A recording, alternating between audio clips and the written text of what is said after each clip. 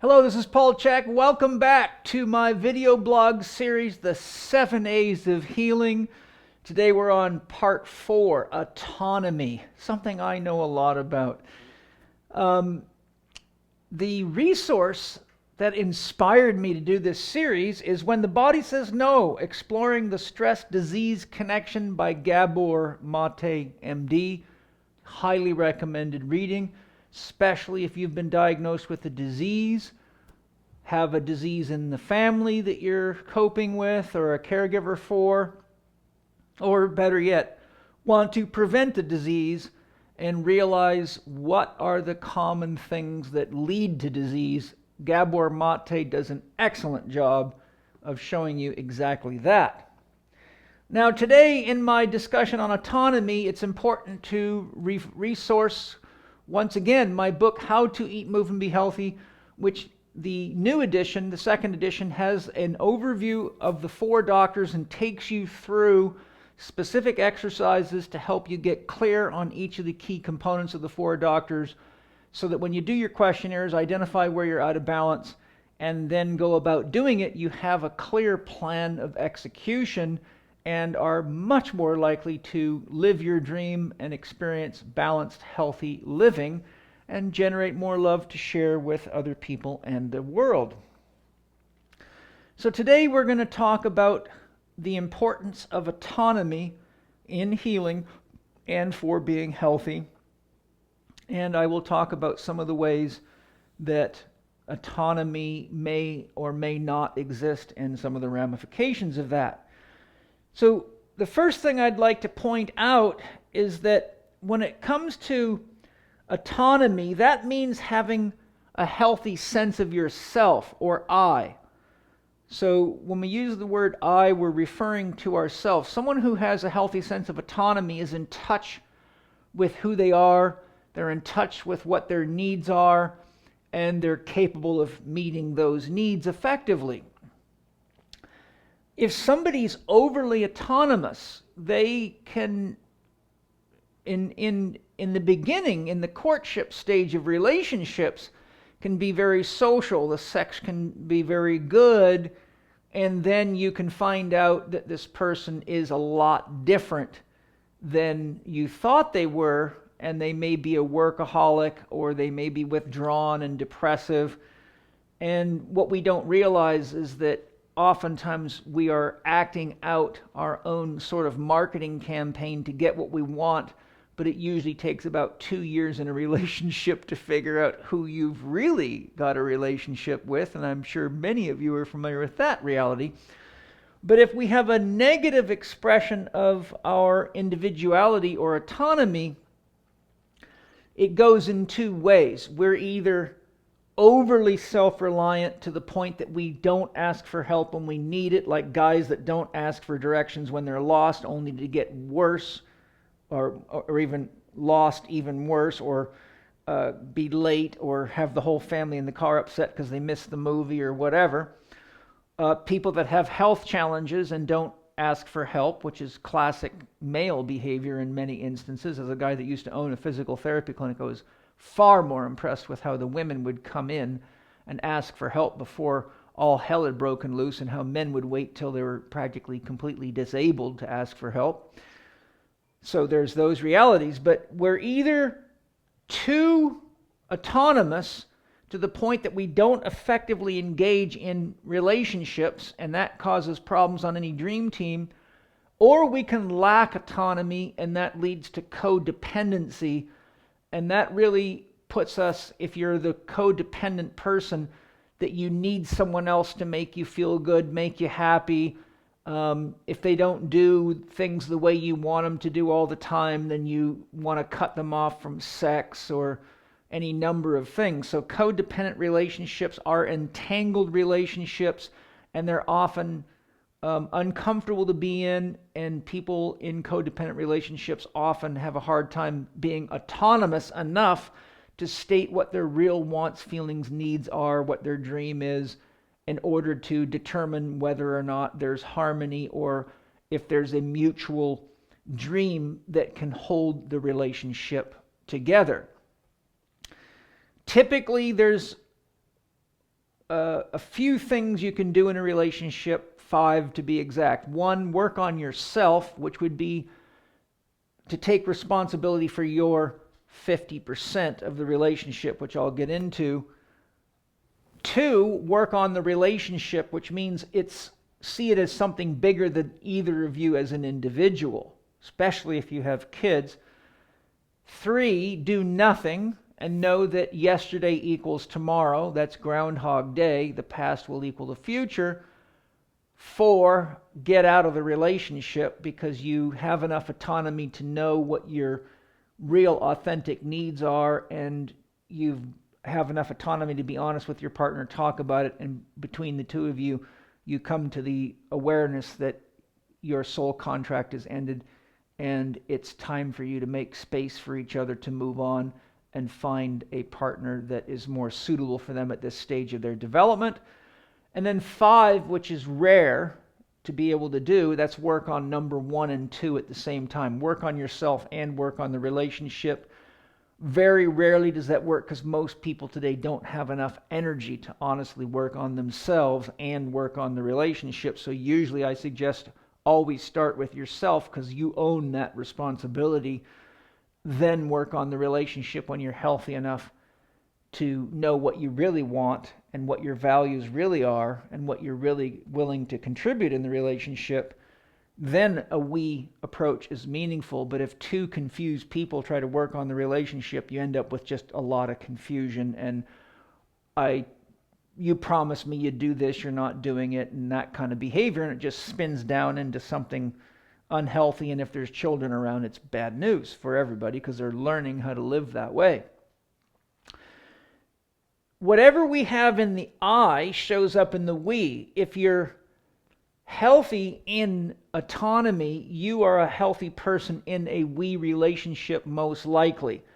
If you're overly autonomous or isolating yourself or you're codependent, then you will bring that challenge into we relationships. A person that's overly autonomous does not do well in team anything, be it work, sports, or otherwise. They tend to either have to lead or have it their own way, or they make a stink and it just is kind of like skunk smell and it disrupts everything. If you're a healthy I, then you own 50% of any we relationship. So all I-thou relationships are 50-50 deals. If I am in a relationship with you as a partner, a lover, a coach, or therapist, and I show up 10% not there, maybe I'm worried because I don't have enough money to pay my rent, or I got a phone call that upset me, whatever. If I'm 10% missing in the relationship, there's 10% of me that you cannot access. There's 10% of me that I can't give to you. That creates a 20% deficit in the relationship, and that's enough to cause significant problems. Think about it. If you are relying on someone to manage your house while you're gone and lock things up and feed animals or manage a business while you're gone, and they miss 20% because they were caught off in their own story, it can be very, very disabling. It can cause a lot of pain and a lot of problems in relationships. It can lead to getting fired. It can lead to divorces. It ain't pretty. So learning how to honor, love, and respect ourselves enough to manage our 100% of our 50% so that we truly are present in we relationships is what is a prerequisite to the all. So in the CHEK model, we take care of ourselves honestly, and we bring that into a we relationship. And when we've learned how to manage ourselves in relationship to one person at a time or a small number of people, then we have the skills to go out and become an all person. And in my model, whenever you're interacting with 3 people or more, the responsibility of all grows based on the number of people.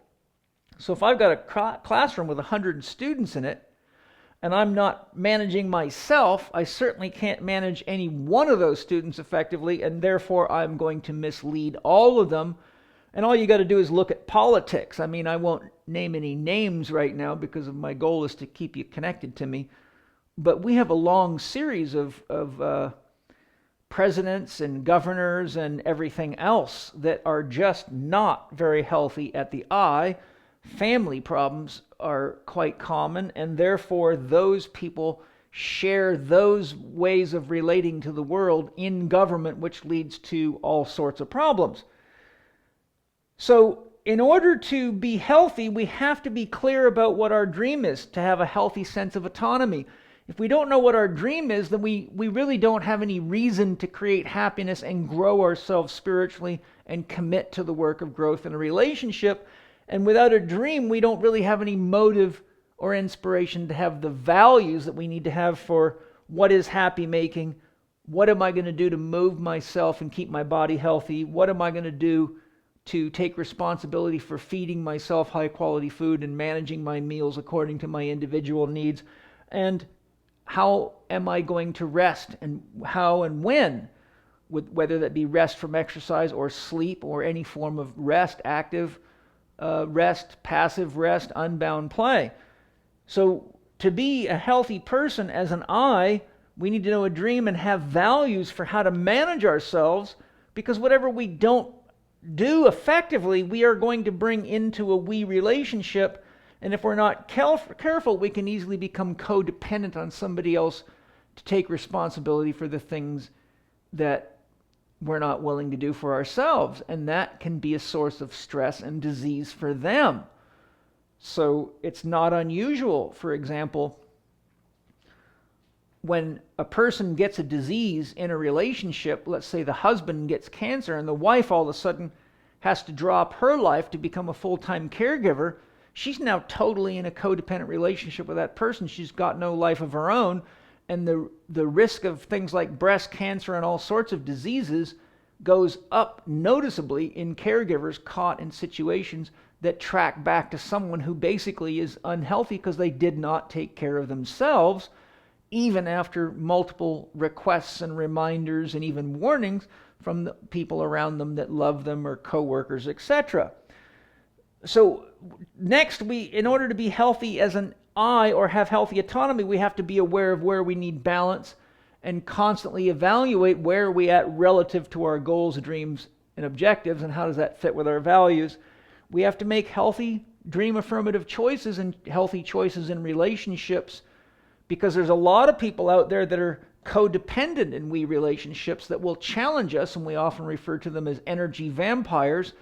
And if we don't have enough autonomy to say no because we have clear values, then we end up being sucked into their pathology, and all of a sudden we can end up over here because the stress of it, if we don't know how to heal it or manage it, ends up in a relationship, such as if you have a codependent boss, you can end up becoming exhausted and being codependent with your partner, and then you become dysfunctional as a leader to children or an example to everybody else. 4 doctors we've discussed. So your I is 50% of your we, and what you take from your we relationships, you exemplify in relationships to others. So what are some things that we need to make sure that we have to be healthy and autonomous? We need to make sure that we're clear on what our space needs are. And I mean personal space. How closely can you live with people? How closely can you be intertwined with another person's life before you lose your sense of autonomy? Or are you requiring so much space that nobody can ever connect to you? So we have to look then at the dysfunctional element. But we have to be clear on what our space needs are. So that's personal space, like how close and up in my face do I want somebody, whether they be a friend, a coworker, or a lover. You can be under-loving as a lover and over-loving as a lover. So how that plays out has to be communicated. I feel loved by you when, so that they know how much space you need. How much time do you need to be autonomous so that you can actually handle all this stuff and bring somebody that's healthy and balanced into a we relationship and not give yourself a disease? And movement. These are the three essential coordinates of consciousness. You can't have consciousness without space, time, or movement. So movement relates here to movement of your body, movement of your emotions, and movement of your thoughts or mind. And if you don't have healthy autonomy, you can't manage those, and it almost always becomes somebody else's problem, or you isolate yourself, which usually produces health problems that someone else ends up having to take responsibility for or pay for.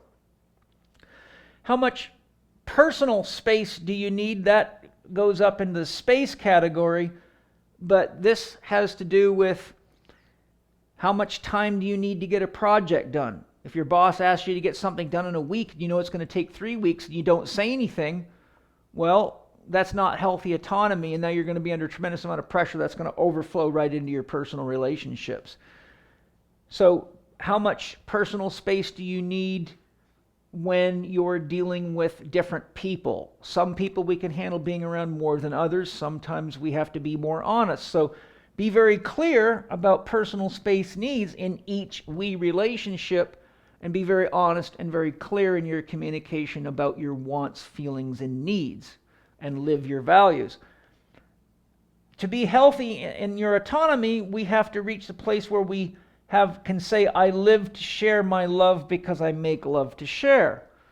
A truly healthy autonomous person knows what they need to do each day to nourish their own soul.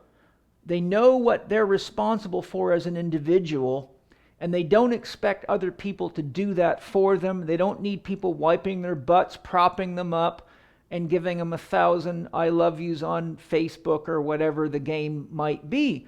They're really, really capable and clear in relationships. Honey, I need to do this type of exercise 3 times a week at this time in the morning. Honey, I only eat organic food unless there's no other option. Clearly state the values that are necessary for you to feel whole. And if you can't have that in a relationship, then the autonomous person realizes that it's not a healthy relationship to be in. And again, the sex may be the magic that gets you in trouble. And I have an audio recording available at the C.H.E.K Institute website called Sex as Grease and Sex as Glue, that goes into when sex is a healthy thing and when it's a damaging, disruptive thing in a relationship. So the autonomous person lives the way they live out of respect and love for themselves, and they know how to cultivate love so that when they're in relationship with another person or in an all relationship, they have something to share because they have done what they need to do to make love every day. And that doesn't mean you have to make love all by yourself all the time. You can make love with your partner. You can make love by doing things with your friends, your family, your kids. But if you haven't put yourself in a position to be able to do that out of a genuine willingness to be there, then usually what happens is a stink gets made, and it's not healthy from there. And later, when we get to part 5, we will talk about attachment disorders, and those attachment disorders are very, very heavily linked to people that have problems in their autonomy, problems in their relationship, and problems with people in life in general. So thanks for joining me today for part 4 on autonomy in our series, The 7 A's of Healing. Next time I will share attachment information with you. We'll talk about the importance of attachment and some concepts on that. Then we'll go to assertion, which I'm very good at, and we will finish with affirmation. And I love to affirm life and love, and that's why I share these video blogs with you. That is my affirmation that you are important to me, and I have love to share with you because we are all one big family riding on spaceship Earth, going who knows where at about 68,000 miles an hour or something radical like that. So we all need to love and care for each other and care for the spaceship, or all hell will break loose. So let's have healthy autonomy. I'll see you in part 5. I'm Paul C.H.E.K.